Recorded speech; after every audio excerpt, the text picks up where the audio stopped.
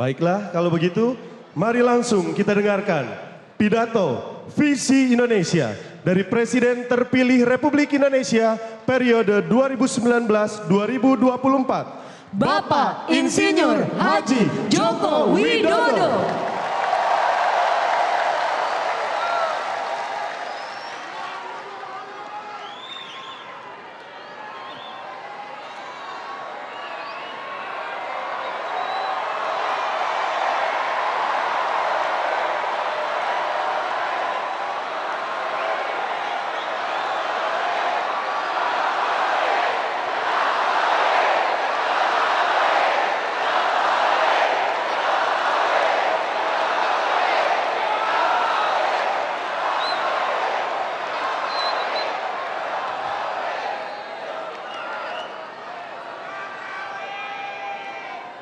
Bismillahirrahmanirrahim. Assalamualaikum warahmatullahi wabarakatuh.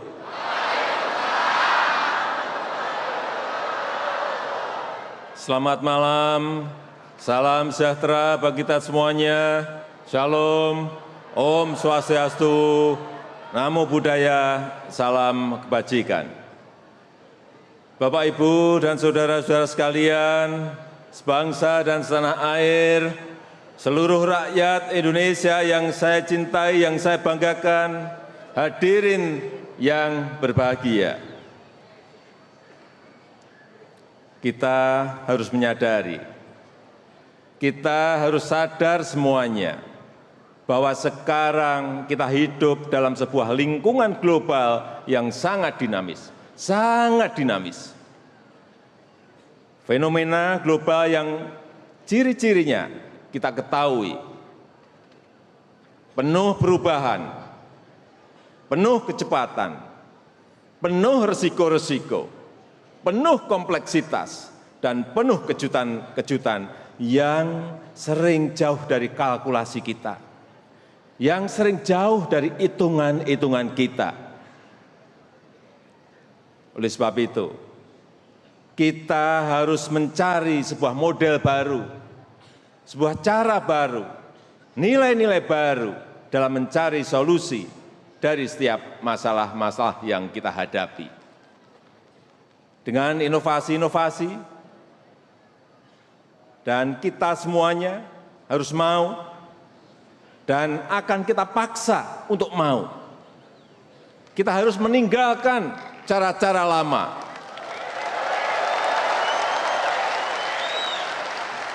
Kita harus meninggalkan pola-pola lama, baik dalam mengelola organisasi, baik dalam mengelola lembaga-lembaga, maupun dalam mengelola pemerintahan. Yang sudah tidak efektif, harus kita buat menjadi efektif. Yang sudah tidak efisien, harus kita buat menjadi efisien.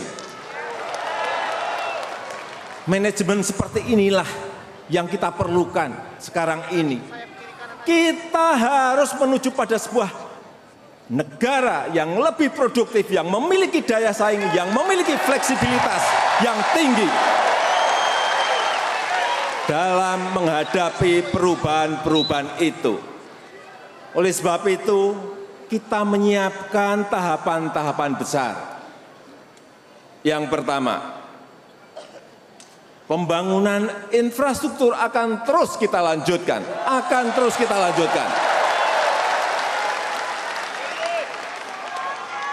Infrastruktur yang besar-besar telah kita bangun. Ke depan kita akan lanjutkan dengan lebih cepat dan menyambungkan infrastruktur besar itu, infrastruktur tersebut seperti jalan tol, kereta api, pelabuhan, dan bandara dengan kawasan-kawasan produksi rakyat. Kita sambungkan dengan kawasan-kawasan industri kecil.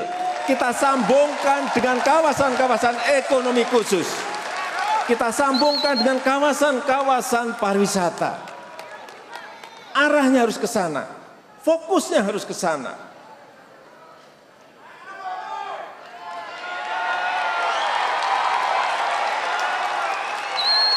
Bapak Ibu sekalian yang saya hormati,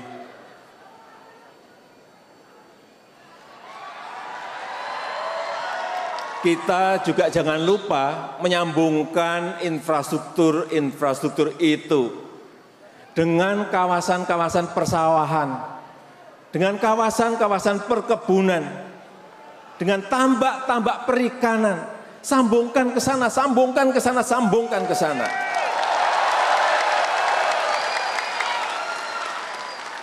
Yang kedua, kita akan menggeser, yaitu kepada pembangunan sumber daya manusia. Kita ingin memberikan prioritas kepada pembangunan sumber daya manusia kita. Pembangunan SDM menjadi kunci Indonesia kita ke depan. Dan titik dimulainya pembangunan SDM adalah dengan menjamin kesehatan ibu hamil. Sejak hamil, kesehatan bayi, kesehatan balita, kesehatan anak-anak sekolah kita. Ini merupakan umur emas untuk mencetak manusia Indonesia yang unggul ke depan. Itu yang harus dijaga betul. Jangan sampai ada stunting, jangan sampai ada kematian ibu, kematian bayi yang meningkat. Tugas besar kita ada di situ.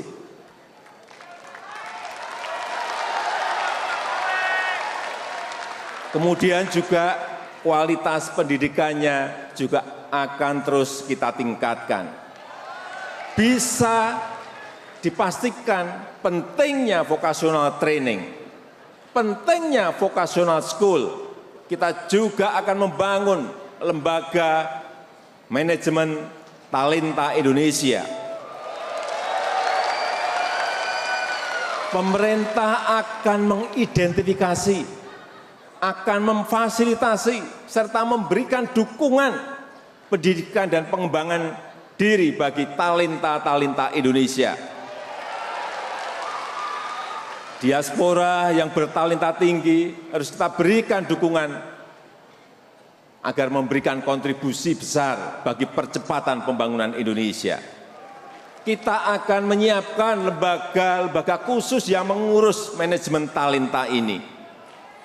Kita akan mengelola talenta-talenta yang hebat, yang bisa membawa negara ini bersaing secara global. Kemudian yang ketiga, kita harus mengundang investasi yang seluas-luasnya, Dalam rangka apa? Dalam rangka membuka lapangan pekerjaan yang sebesar-besarnya. Jangan ada yang alergi terhadap investasi. Karena dengan cara inilah lapangan pekerjaan akan terbuka yang sebesar-besarnya. Oleh sebab itu, yang menghambat investasi semuanya harus dipangkas.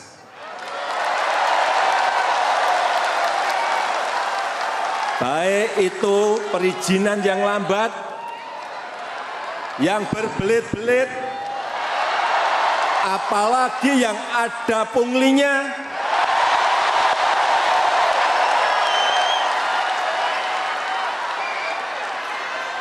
Hati-hati, hati-hati, ke depan saya pastikan akan saya kejar.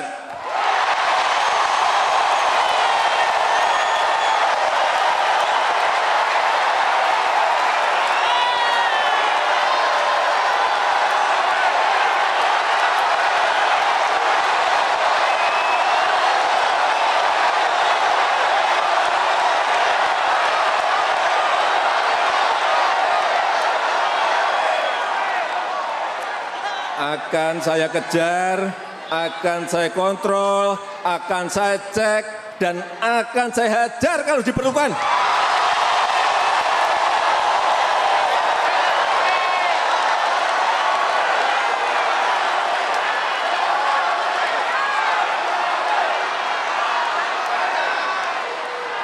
Tidak ada lagi hambatan-hambatan investasi. Karena ini adalah kunci pembuka lapangan pekerjaan yang seluas-luasnya.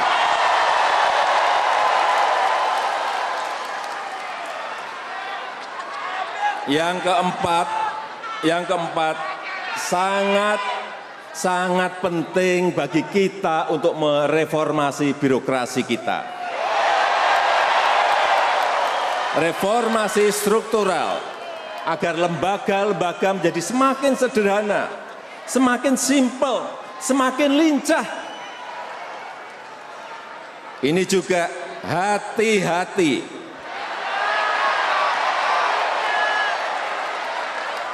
Kalau pola pikir, kalau mindset birokrasi tidak berubah, saya pastikan akan saya pangkas.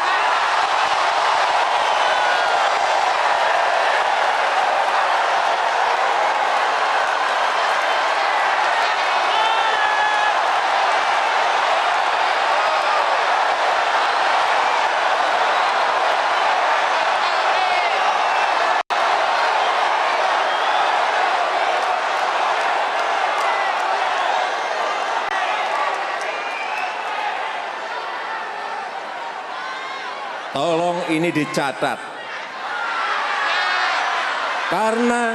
Karena kecepatan melayani, kecepatan memberikan izin menjadi kunci bagi reformasi birokrasi kita.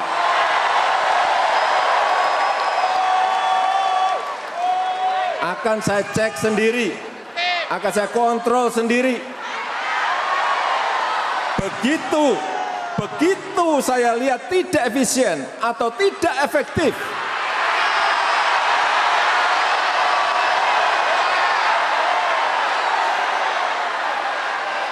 saya pastikan akan saya pangkas dan saya copot pejabatnya.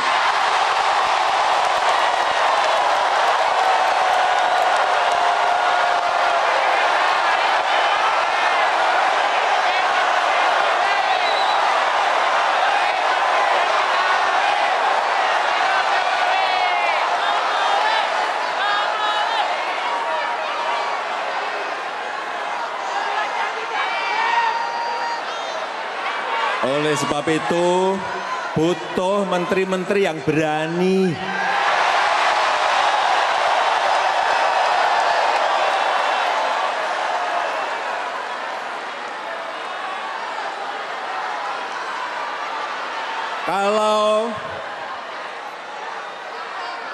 Kalau ada lembaga-lembaga yang tidak bermanfaat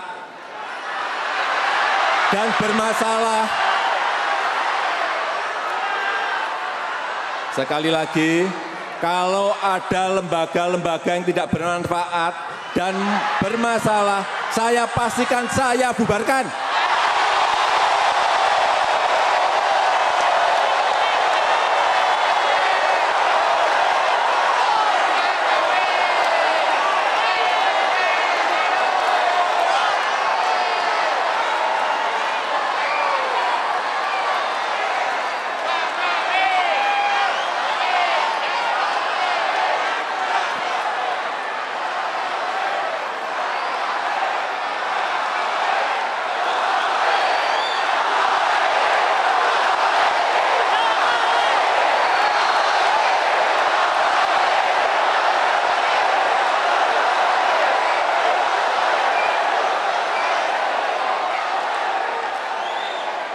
Bapak, Ibu, dan saudara-saudara sekalian yang saya hormati, tidak ada lagi pola pikir lama.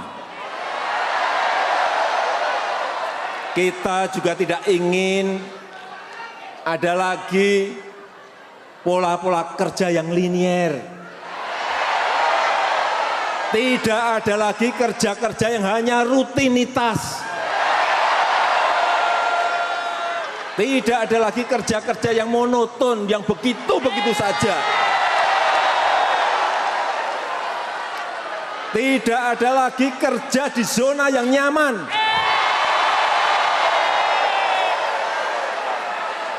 Penyakit kita ada di situ. Kita harus berubah. Kita harus berubah. Sekali lagi, kita harus berubah.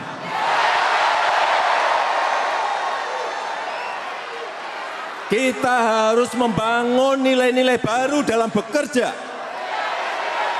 yang menuntut kita harus cepat beradaptasi dengan perkembangan zaman.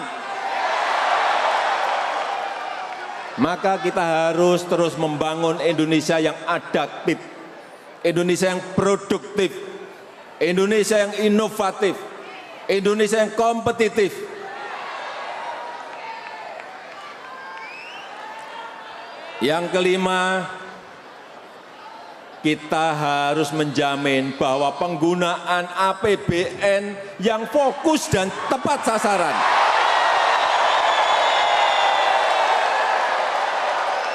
Karena setiap rupiah yang keluar dari APBN, semua harus dipastikan memiliki manfaat ekonomi, memberikan manfaat untuk rakyat, meningkatkan kesejahteraan untuk masyarakat. Bapak Ibu hadirin yang berbahagia, namun perlu saya ingatkan bahwa mimpi-mimpi yang besar hanya bisa terwujud jika kita bersatu, jika kita optimis, jika kita percaya diri. Kita harus ingat bahwa negara kita ini adalah negara besar, negara dengan 17.000 pulau, dengan letak geopolitik yang strategis. Kita adalah negara yang berbineka tunggal ika, memiliki kekayaan budaya yang luar biasa, demografi kita juga sangat kuat, jumlah penduduk 267 juta jiwa yang mayoritas berada di usia produktif. Kita harus optimis menatap masa depan. Kita harus percaya diri dan berani menghadapi tantangan-tantangan kompetisi global. Harus berani. Kita harus yakin bahwa kita bisa menjadi salah satu negara terkuat di dunia.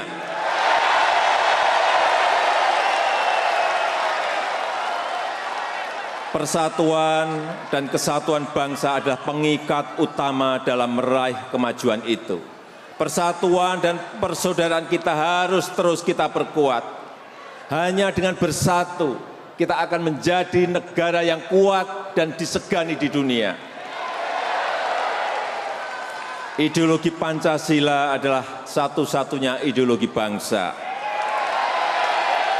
yang setiap warga negara harus menjadi bagian darinya.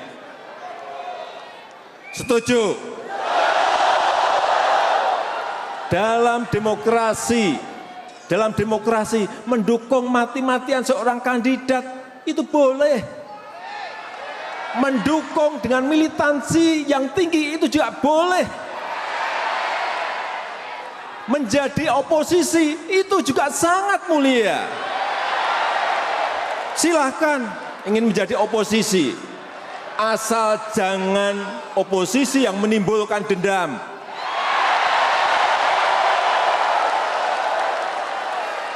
Asal jangan oposisi yang menimbulkan kebencian.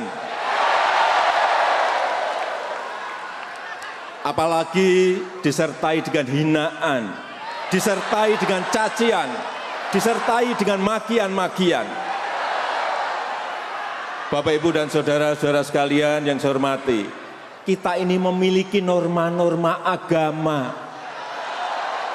memiliki etika dan tata krama ketimuran, memiliki budaya yang luhur. Kita harus ingat ini. Pancasila adalah rumah kita bersama. Rumah bersama kita sebagai saudara, sebangsa, setanah air. Tidak ada toleransi sedikit pun bagi yang mengganggu Pancasila.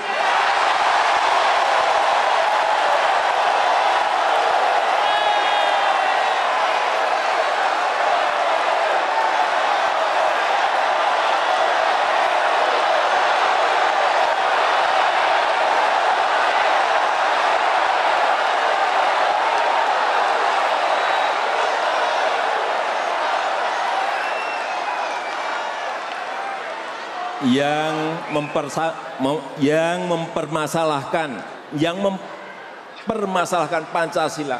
Tidak ada lagi orang Indonesia yang tidak mau berbineka tunggal ika. Tidak ada lagi orang Indonesia yang tidak toleran terhadap perbedaan.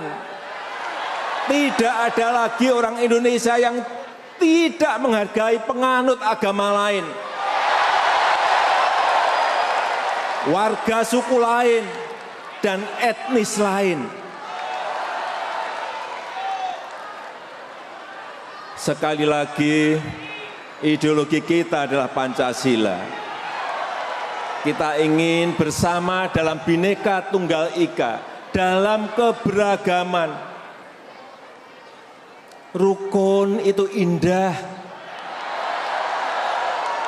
Rukun itu indah. Bersaudara itu indah. Bersaudara itu indah. Bersatu itu juga indah. Bersatu itu indah. Saya yakin kita semua berkomitmen untuk meletakkan demokrasi yang berkeadaban, yang menjunjung tinggi kepribadian Indonesia, yang menjunjung tinggi martabat Indonesia, yang akan membawa Indonesia menjadi Indonesia maju, adil dan makmur. Indonesia maju adalah Indonesia yang tidak ada satupun rakyatnya yang tertinggal untuk meraih cita-citanya. Indonesia yang demokratis, yang hasilnya dinikmati oleh seluruh rakyat. Indonesia yang setiap warga negaranya memiliki hak yang sama di depan hukum. Indonesia yang menguasai ilmu pengetahuan dan teknologi kelas dunia. Indonesia yang mampu menjaga, mengamankan bangsa dan negara dalam dunia yang semakin kompetitif.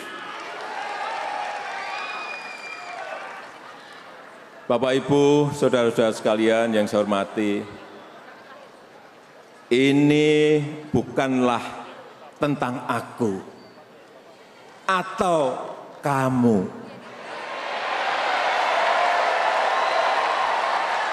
Juga bukan kami atau mereka. Bukan soal barat atau timur. Bukan selatan atau utara.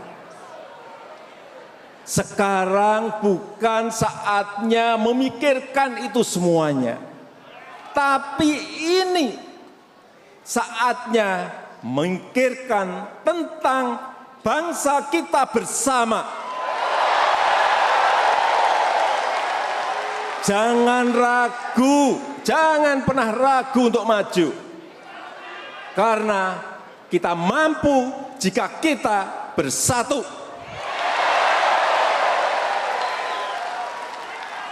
Terima kasih.